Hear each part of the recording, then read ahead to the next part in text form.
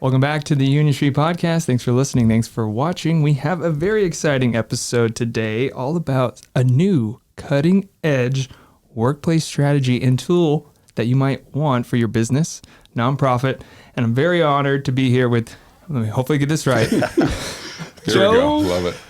Szynkowski. Yep, got it. Mm-hmm. Oh, this is going to be good. Dave Lustenberger.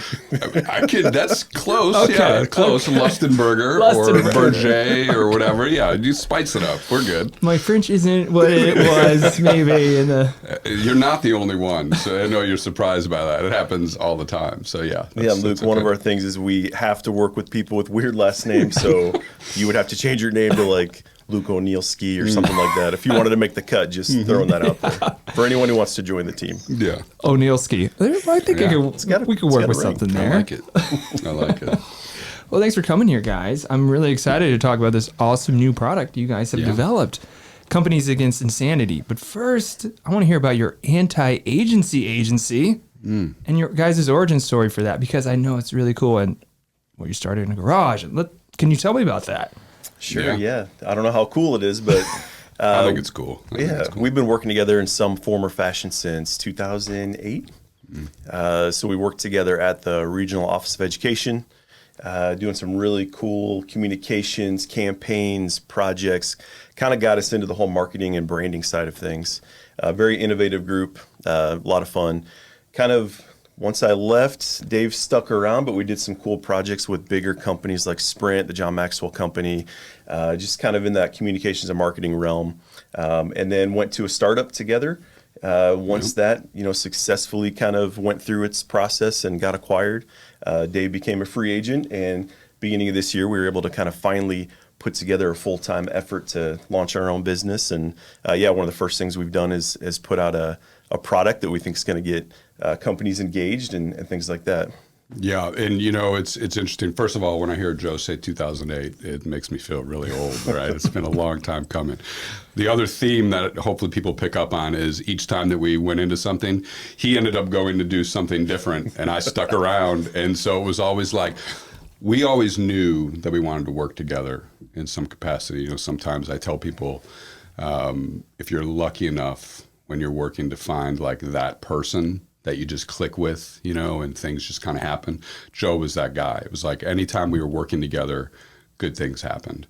And so back in 2008, we just kind of started tossing around ideas of things that we wanted to do. But, life takes you in weird paths and weird ways. And so here we are in 2024, and that's how long it took for us to for the stars to align, where it was like, hey, let's get back.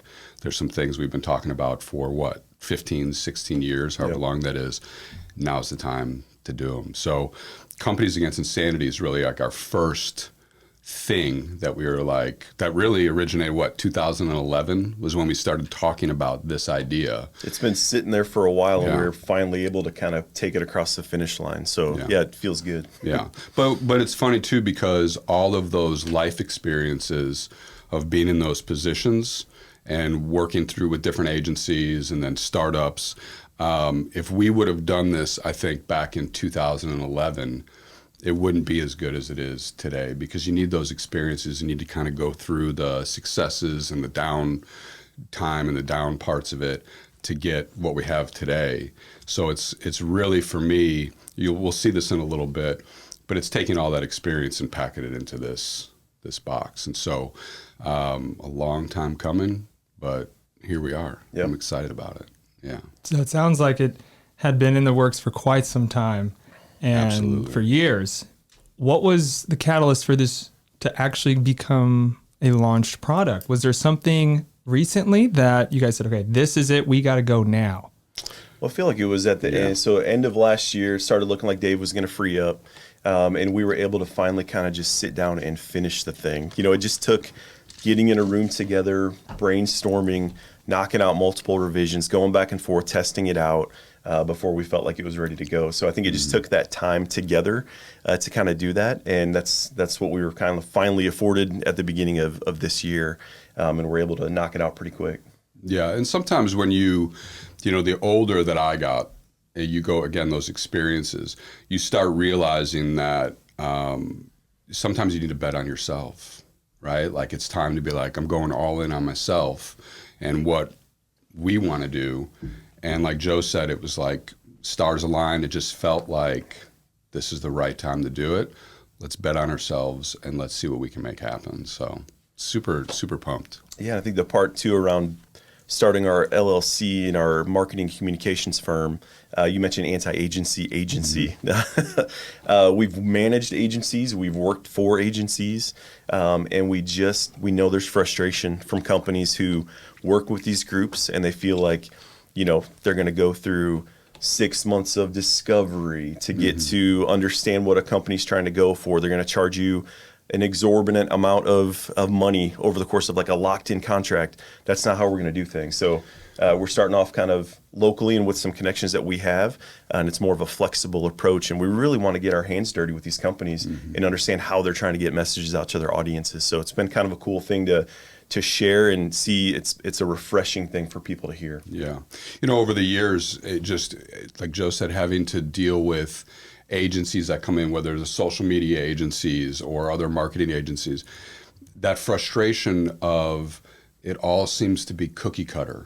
It's like templated out. It's like you're just another number to these companies because they're thinking quantity over quality, right? And so we're small, we're niche. It's two people with a handful of contractors and side people that, like Joseph, we want to just dive into these businesses, get to know them, build those relationships so that it's custom to their needs, not just, hey, here, we're going to spit this out, we're going to charge you a bunch of money and just be happy with it and we're done with you. We really want to just customize that and give them that kind of personal white glove treatment. I think that's really cool to have the agency itself providing the services that you do, but then to also now launching a product. That's kind of a step into a new territory in a way, right?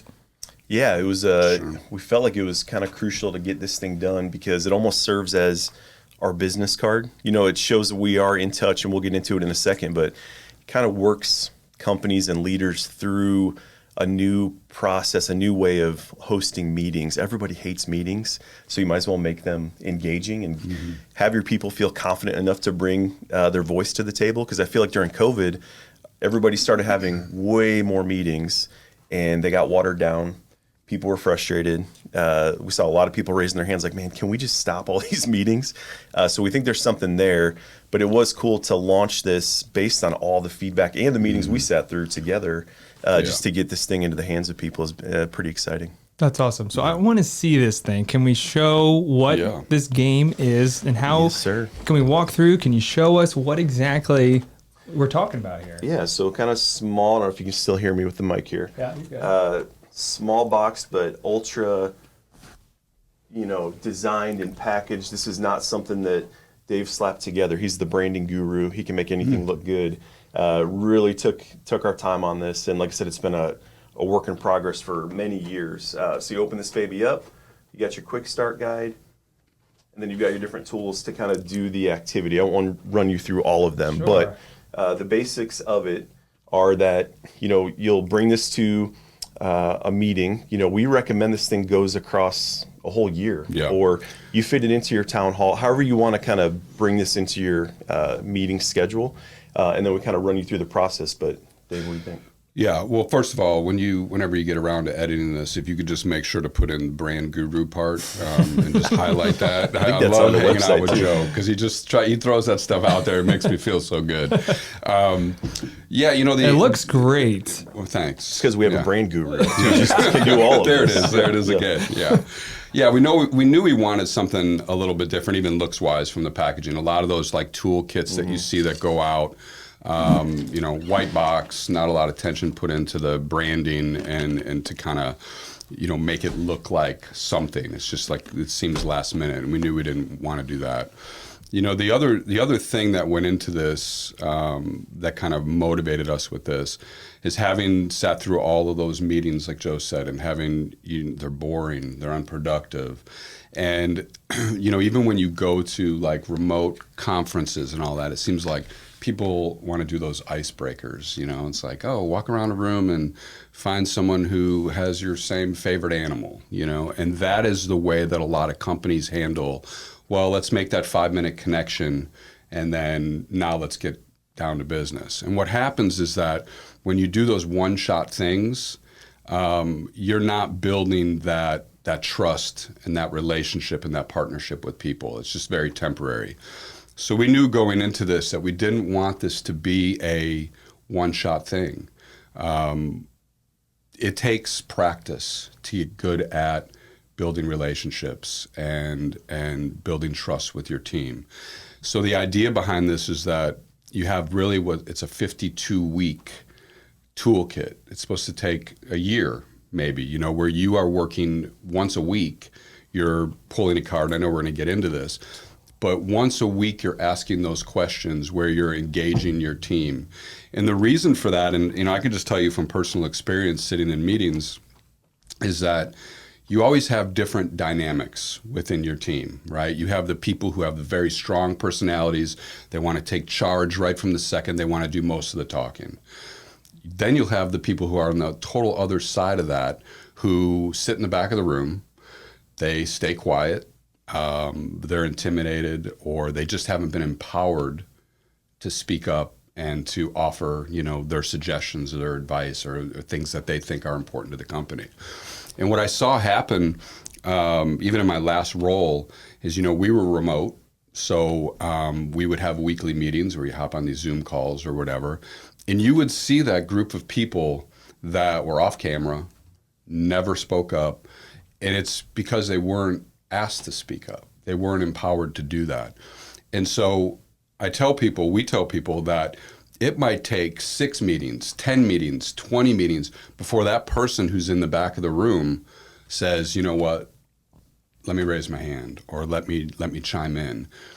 Until you get into that routine and that pattern, if you're not participating in something like this that is going to actively say, hey, I want to hear from you in the back of the room, that person's always going to stay quiet. They're never going to stand up. And what's unfortunate for businesses is that you never know, that person that's in the back of the room might have the best ideas and might have the thing that propels your company forward or your business forward.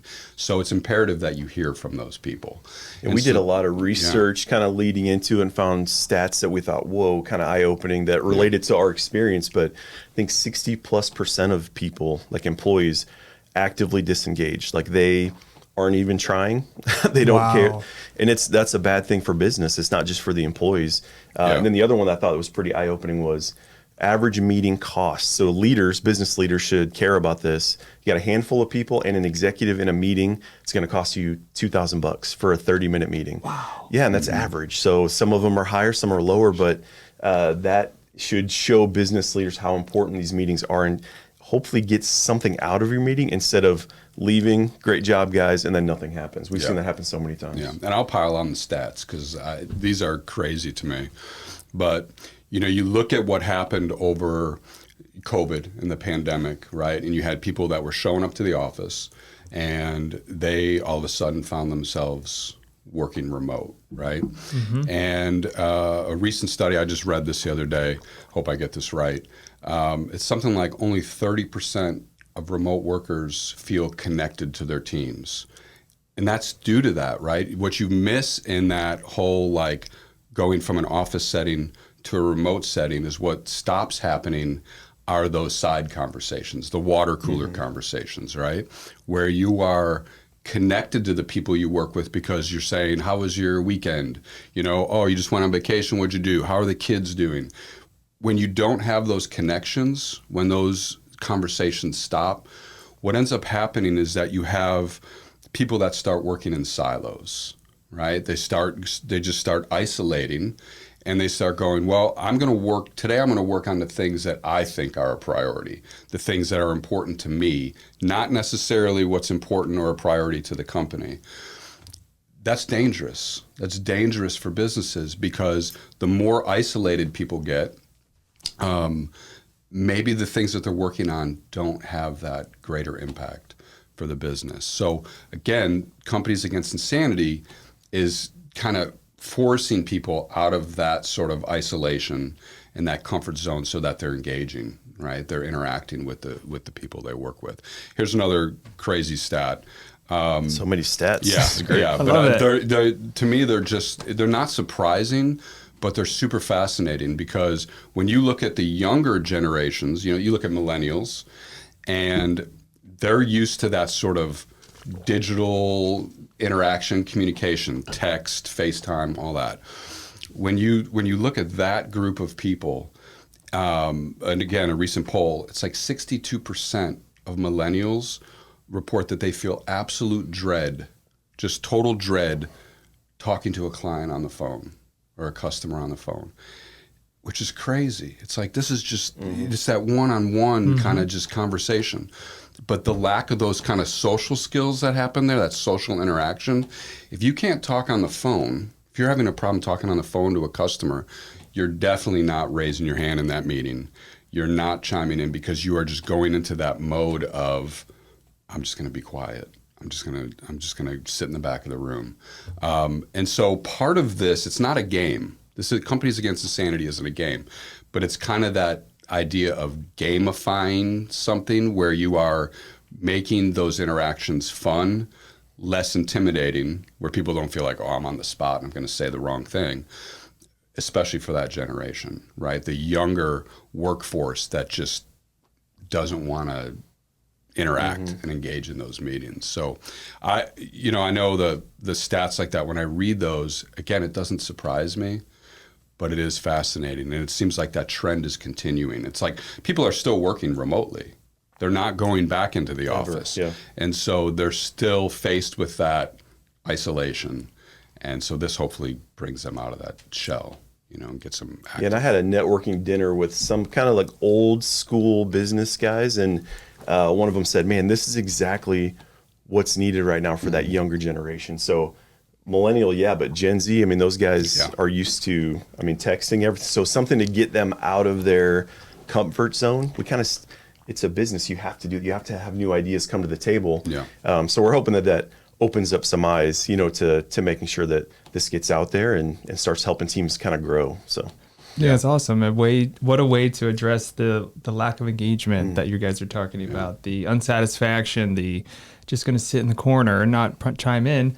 This sounds like a great tool for any company to force it. Almost, but it's a fun way, right? Right. That's awesome. That's what we're after. Yeah. Making it fun and engaging. Yeah. I think that's so smart. Because meetings are pretty boring. No one wants to. Yeah. No.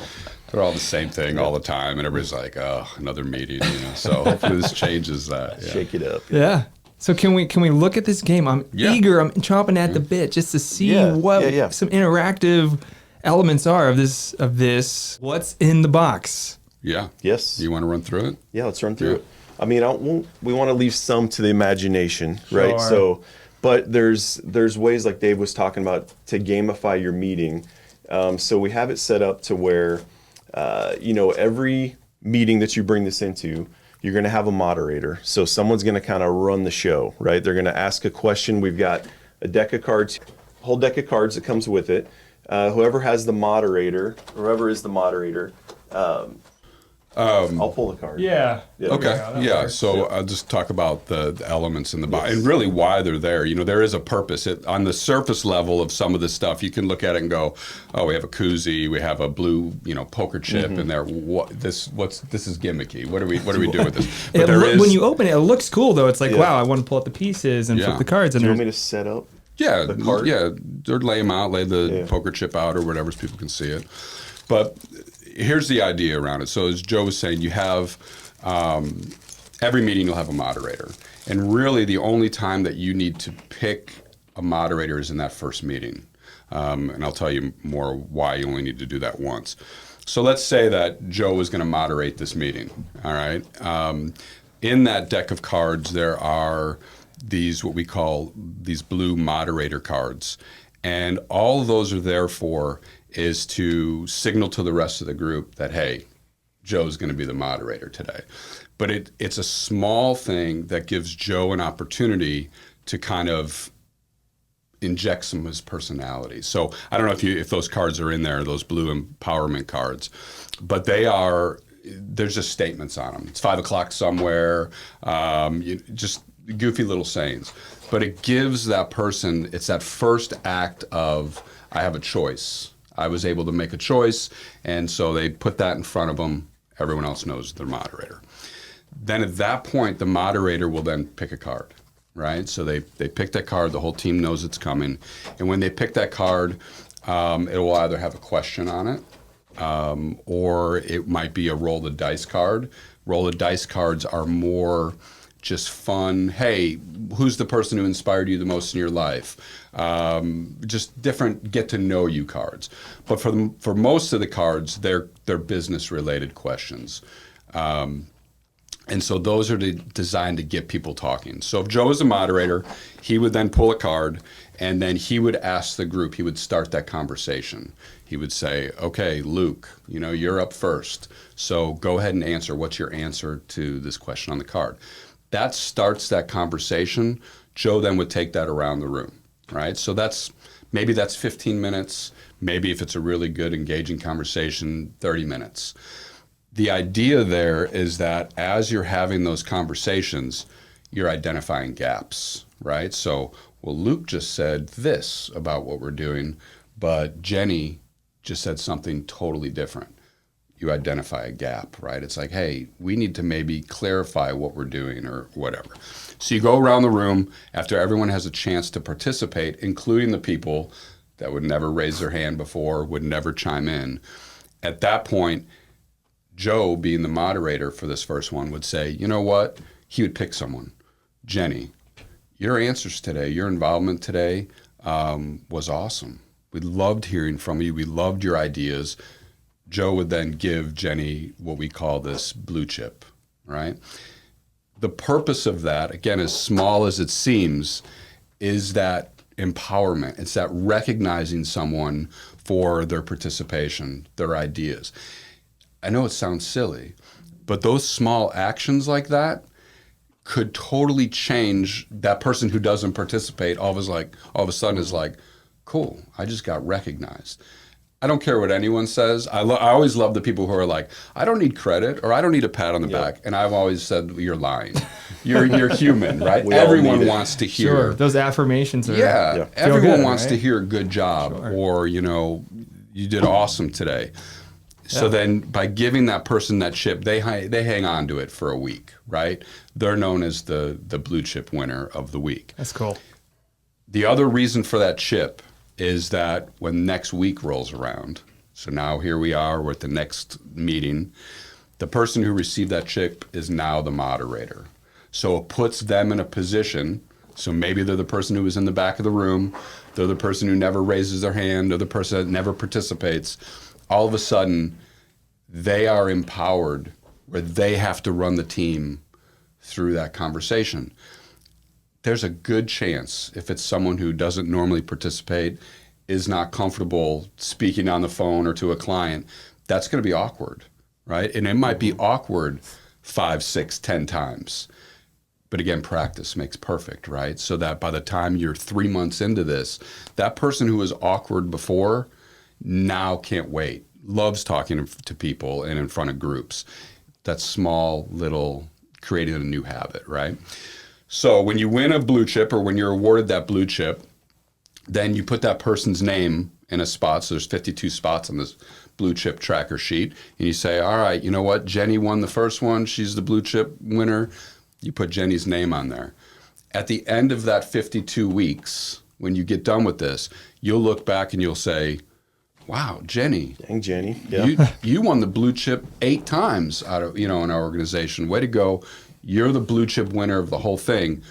The koozie is that thing where you say, Jenny, you get the koozie. Now, our idea and what we would recommend to businesses is the koozie might not be enough, right? You might need to sweeten that deal a little bit. And, and that's up to the company to say, not only do you get this koozie, but here's a gift card. Or here's, a day off. Bonus. Yeah. Here's the little bonus for participating. It's that award for the good behavior. Now, the other reason for the koozie, you can see on it, is that it's that work-life balance. What we're kind of saying without saying it is go have fun too when you're not here, right? Like, it's important to balance that. Work hard, play hard. And so, yeah, you could take that line, all work and no play makes, write Jenny's name on that koozie with a Sharpie and give it to her, and it's personalized, right? So those are the elements of the toolkit, and that's, again, they look maybe a little gimmicky on the surface, but there's a reason and intention behind everything that's in the box. So I don't know, was that a good run through? Very good, yes. Okay, very detailed. Yeah. Should I read a card, Yeah, or is let's that do it. enough? Okay. Want to? Yep. That'd be So great. the example of a card, a company purchases this toolkit. We want our meetings to suck less. We're ready to kind of get this team engaged. The moderator would pull this card, just one example, and Dave will kind of run us through why this question is important, but also why, you could see so many different answers. We've seen this happen across the board, and why that can hurt your business. And you can run through it too. I mean, Yeah, if I you think want. we'll I did a lot of piggyback, talking right there. Yeah. You need a drink? Whew. So I don't know if you can see this. In front of every card looks like that. Our number one priority over the next 90 days is blank. So we've seen this. We feel like we can put ourselves back into a full-time role with like 10 people around the table. And I feel like you would get 10 different answers because there's misalignment. They're not sure exactly what the priorities are, because a lot of companies don't take the time to share all of the information they should be sharing. So a big reason that question is important is to get, hopefully by the end of this meeting, everybody in alignment. So when you do ask that question, you've got 10 answers and they're all the same. But Dave, I mean, you've been through some of that where you've seen kind of, disalignment between different teams. Yeah, so like with this question in particular, I think back to my former role. We had a pretty diverse team, but you would have, I was the marketing team, me, one person, and then you'd have a person who is responsible for operations, and then you'd have a couple people that were sales on the sales team. And so even with something like this question, what's our number one priority over the next 90 days?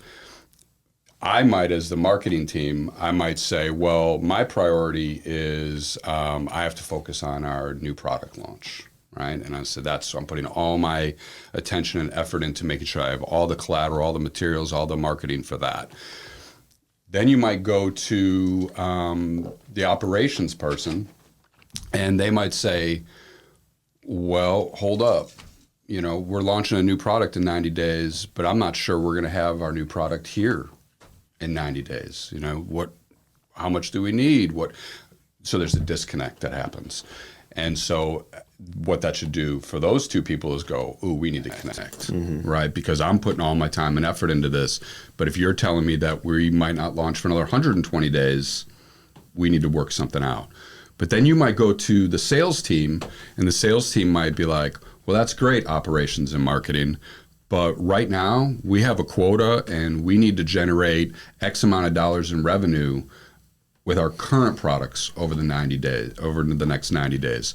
So what are you doing, marketing, to make sure that you're helping us reach that quota? What are you doing, operations, to make sure that we have enough product to sell?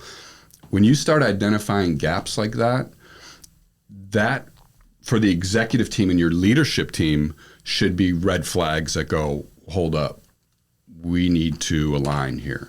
Because if we need to push a launch further or we need to order additional product, we need to make sure that we're doing it right now. When you don't address those issues, and again, people are just working in those silos, what happens in that situation is that I end up creating a bunch of stuff thinking that in 90 days we're launching this, which wastes a ton of resources, wastes a bunch of time, and in the end is wasting a bunch of company dollars, right? And you don't want that to happen. But if you're not communicating, if you're not having those conversations, it goes unnoticed, and then things start to fall apart. And that's just one small example, right? And so in this situation, with the way that this is set up, it might be where the team says, you know what, next week, we're not pulling another card. We're coming back and revisiting this again. And it just, now you're having that conversation that you wouldn't have had. So one small example of the kind of conversations that happen just from pulling a card. Yeah, and there's different cards too, where it's, those are the ones you pull and can have as a team. There's also write your own question cards. So if you have things that are unique to you, because we created this for a general business audience, but there's some niche audiences out there, some niche businesses that need a kind of a specific message. So those are in there. Then you saw the dice too, but there's some roll the dice cards where those are focused on humanizing this whole thing, right? And making sure that people are sharing personal things about their lives and helping them just get out of that, out of that rut of just keeping to themselves. And it kind of just brings, like I said, a little bit of humanity to the whole experience. Yeah, and again, that sounds like very icebreaker-ish. Tell us your favorite animal. They're not. They're a little bit deeper. They're not so deep. They're still just trying to get to know the people you work with. Well, the first one is tell us your favorite animal. Who's your hero and why? What's your biggest fear? What words would your best friend use to describe you? So things that'll get people, just being a little bit creative too, and making sure that when team members walk in and they see this box on the table, they're like, oh my gosh.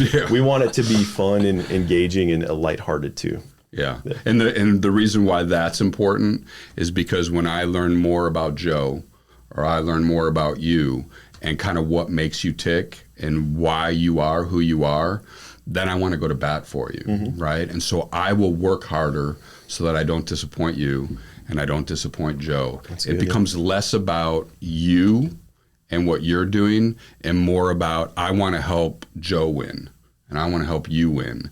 And so over time, the more I get to know about each person that's on my team, the more I trust them and the more I want to go to bat for them.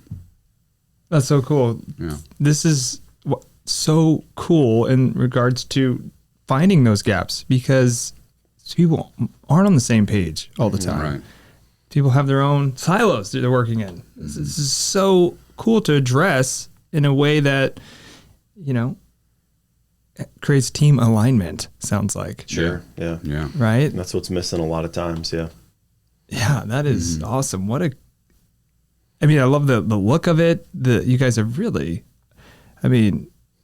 covered a lot of angles here. The gamified, the reward at the end. I love the koozie. That's such a cool aspect. We should have brought some extras. And the blue We'll chip. bring you some, yeah. Oh, I'm sold. I'm getting one. So I've already been sold on this. Yeah, So cool. I'm definitely going to be picking it up. But so who can you go into who this is for? Who can you see benefiting from this? Yeah. It's for, like I said, I think there's two audiences. It's for an employee who feels disengaged at work, who feels like they could be getting more out of their job. Like I said, that stat about disengagement is huge. So how can we want employees to raise their hands and say, hey, HR department, can we look at something like this? Because we really feel like this would, revamp our meetings. But it's also for those business leaders who are looking for ways to engage their teams. They don't want their $2,000 a meeting to go to waste. They want to see some ROI out of that and some real results. So we think it's a general business audience, but it kind of speaks to both employees and employers because there's some real there's some fighting going on right now. There was a whole power shift during COVID where employees maybe got back some of that power because they started to work remote and they remembered they had families and that they like to be flexible. And then now kind of post-COVID, employers are trying to kind of pull them back in. So there's definitely some fracturing that's happening between those groups. And we're not saying this answers all of that because that's pretty deep, but it's definitely a step in the right direction. Yeah, and I'll just piggyback off of that. I think at the end of the day, whether you're a business that has 5 employees or you're a company that has 100 employees, the employees can speak up. The employees can say, hey, we should get this. I think we need to put a little bit more weight and pressure on those executives. Yep. The leadership of a company, again, whether you're 5 or 100, they need to take that action to say that it's okay for their employees to participate in something like this. That's part of that empowerment. You have to give your employees the opportunities and empower your employees to speak up. And so this small action of saying, hey, we're going to do this every Friday, from here on out. When that's sort of dictated by that leadership, that's the green light saying that it's okay. It's okay to do this. So I think we need to put a little bit more emphasis falls to them. A little, they need to kind of get it going and take charge. The buck stops there, Yeah. right? Mm-hmm. Yeah. Well, I think another cool audience that it's kind of untapped for us so far, but you've got leadership coaches, you've got people who are trying to go into companies and shake things up. And I mean, companies spend a lot of money on consultants and coaches to come in, but maybe that coach doesn't have their own curriculum. We can find ways to work with those people. Kind of do a pseudo white label kind of approach where they can then have their own kind of toolkit to walk into, and it just adds a little bit more credibility than just kind of picking something off the shelf and running with it. This could almost be something that they really take ownership of, and we're happy to work with coaches on that kind of thing too. Yeah. So what a great resource, seriously. So where can people buy? Can they have? I've heard there might be some orders already.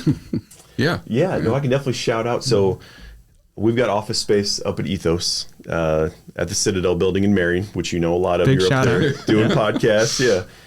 So they were pretty critical for us. They gave us kind of that. If you haven't been up there, there's open meeting spaces. There's offices where you can rent kind of by the day, by the year, by the month. That kind of gave us the spot where we could finish this thing up and have that quiet space. With whiteboards, with different projector systems that we could kind of just brainstorm through it. So they actually just ordered 10 of these babies, which is a great kind of bulk order. Yeah. So I don't know what they're going to do with them, but kind of use them as resources or giveaways. But that's one thing that we really appreciate Ethos for giving us that space and just everything downtown, in terms of everything the mayor's doing, and we think it's just going to lead to more and more success. But you can find this on our website, go22.com, which is all spelled out. There's a products got page. It right here. Yeah, Luke's got it up. There's a products page where you can go see a really cool, just engaging video that describes the game or describes the activity pretty quickly. Can we watch it? Sure, yeah. Let's take a look. Go22.com. Yeah.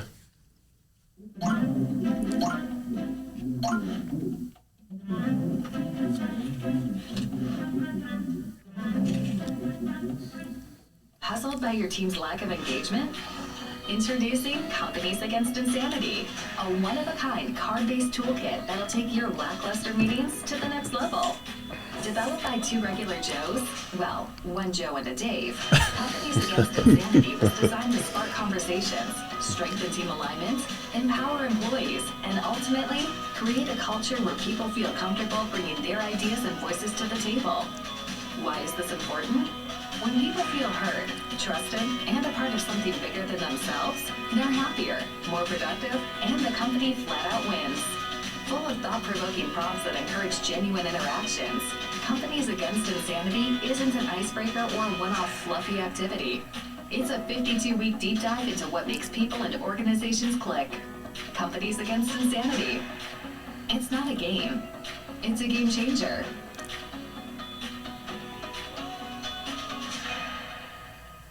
So cool. Wow, nice job, guys. Even as I called it a game into the lead-in. Yeah. Still learning how to pitch it. But no, local, obviously, I don't know if they're considered actors, but our friends and family kind of showed up for that. And it's just cool to kind of see that out there in the wild for sure.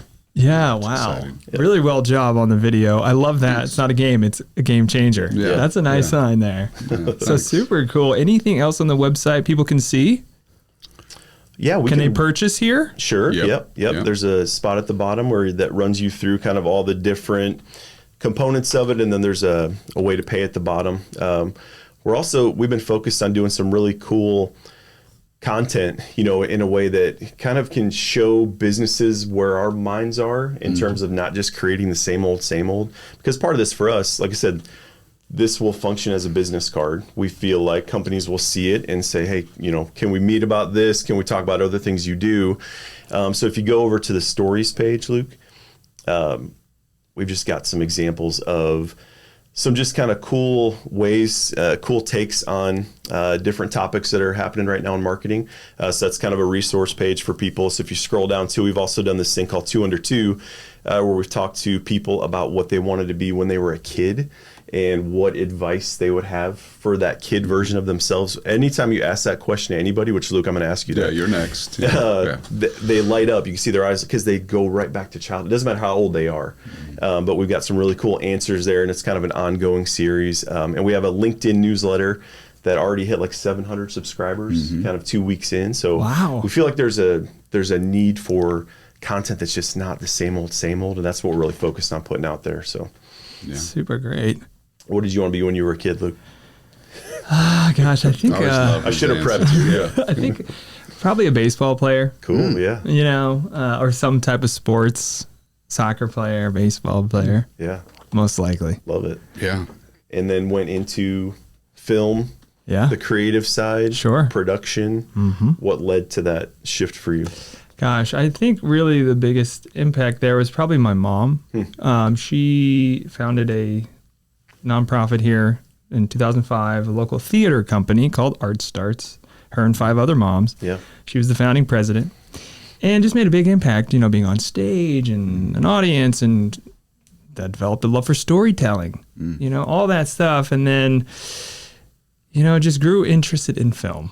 It sort of, I was more interested in the film side than the theater side, but that was how I dipped my toes. Yeah. I love it. Yeah. Yeah, I didn't know that about Art Starts. That's cool. I've got 3 daughters who are in all the plays. That's all. They're all obsessed with it. So Oh, that's that's cool. awesome. Yeah, I need to learn more about that story. Yeah. Oh yeah, it's a good one. Yeah. Oh So yeah. I just love hearing where how the path shifts for people. You know, it's like, it's so fascinating to me. And I love the human element too of, you know, when you're 7 years old or you're a kid like that, you're not tainted by the outside world yet, right? So you're still dreaming. And you know, I love people and just encourage people to keep dreaming, you know. And what you hear sometimes with people, I love how you'll talk to people about what they want to be when they're 7 and how they still kind of keep that path sometimes. Yeah. How their 7-year-old self is still informing them as a 45-year-old, you know, executive or whatever. It's That's so really cool. cool. Yeah. So cool. Yeah. Dave wanted to be a truck driver. So I did. Oh, There nice. was, I should have. You still can. I think still it's can. a high demand job right I still now. can. It sure is. I love that. And you, Joe? Garbage truck guy. Nice. Very The cool. guy in the back.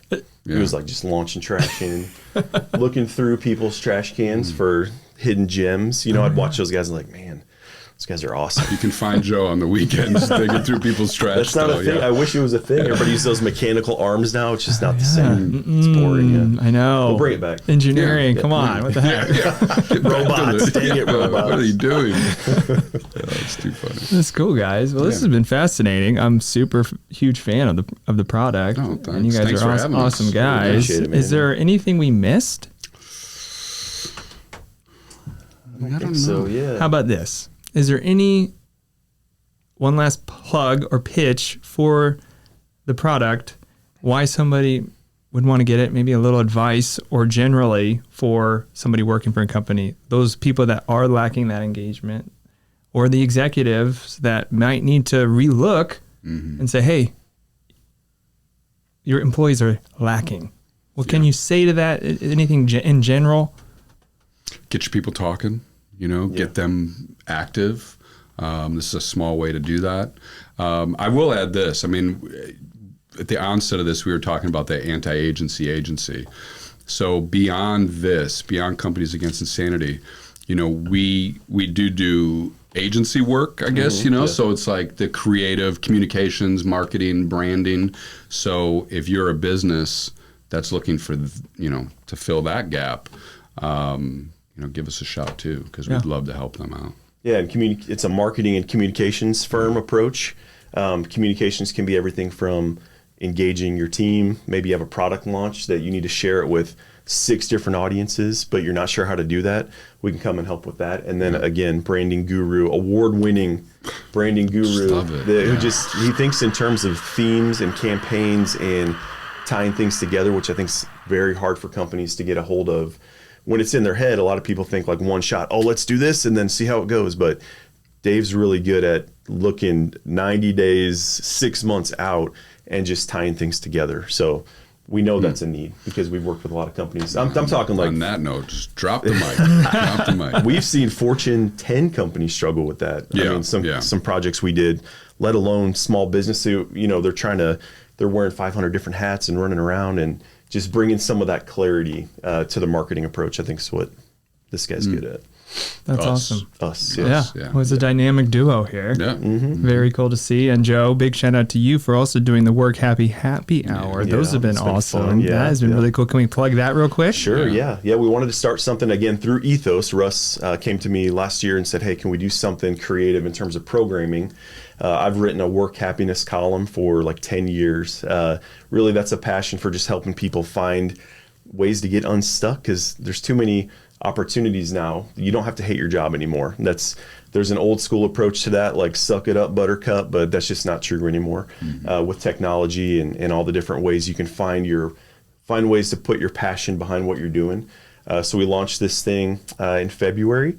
It is free food, free beers, awesome music, no charge, and you get to come in and I'll interview someone who's really crushing it at work, someone who loves what they're doing. That's kind of a portion of the night. The rest of it's open networking. We've seen a bunch of cool business relationships get formed. We've seen people grow their businesses just through meeting different people who are there. We've had about 50 people show up consistently to the first 3 or 4. And we're just going to keep them going. They're at Celebrations Event Center for now.